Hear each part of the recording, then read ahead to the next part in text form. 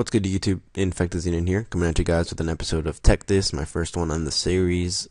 Hopefully I can keep these series a lot longer than most tech videos. I'll try to get out one per week minimum, maybe two, if I can think of another card. Today we'll be discussing Shard of Greed, the greediest of shards, apparently. Thought of this idea because of Mega Capital G's random, use of this card recently on his channel. He's made like 2 videos recently, and I just thought I'd give my twist on things for the time being.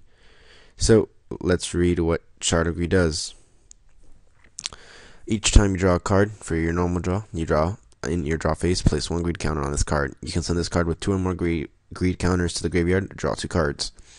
Honestly, I don't think this deck card is too bad, but I would never run 3. Like 2 is all I can do. Like, let's put this to the side deck.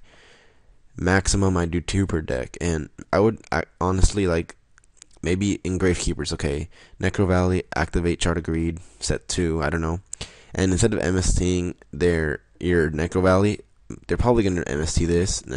I mean, obviously if they're a good player, they're probably not, but there's more bad players and there are good players on the Dueling Network. They're going to MST this because they don't want you to draw 2 cards. So it's an MST baiter. Now you know that they only have 2 MSTs max left, and they're probably not running 3.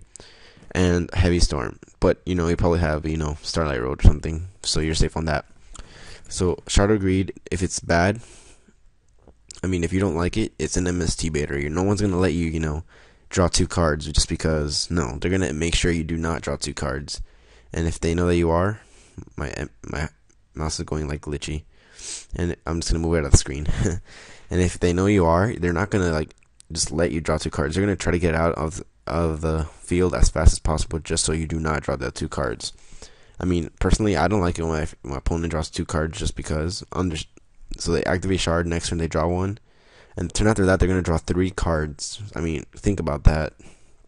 That's like a free Reckless, pretty much. Obviously it's not free because it's been on the field for 2 turns, wasting a spell and trap zone. But, for the most part, it's a waste. Like, slower decks can use this. Like, I saw someone using this in Evil today. Just random decks, like slower decks, anti-meta. The thought of TG Stun or whatever, that's a good idea. TG Stun's a slow deck, and you can work around it. All you're really having on the field is either Horns or Skill Drain. And I honestly think, okay, I'm just going to have to mute this if it happens one more time. I honestly think that it's actually a really good card to tech in random decks, like Gravekeepers, like I said, Evils, muted.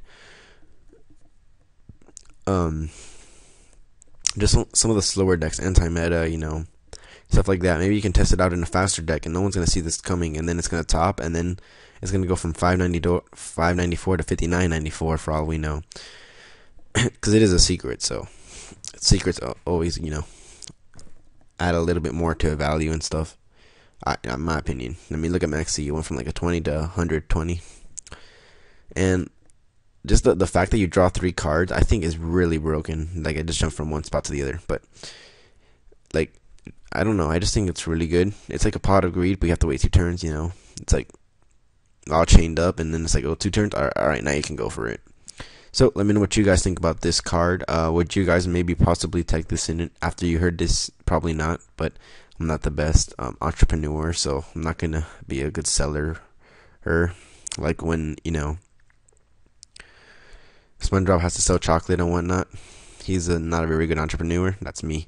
I'm like Patrick, man. Like, whoa, this is random. Anyways, Infected Xenon, signing out. Peace out.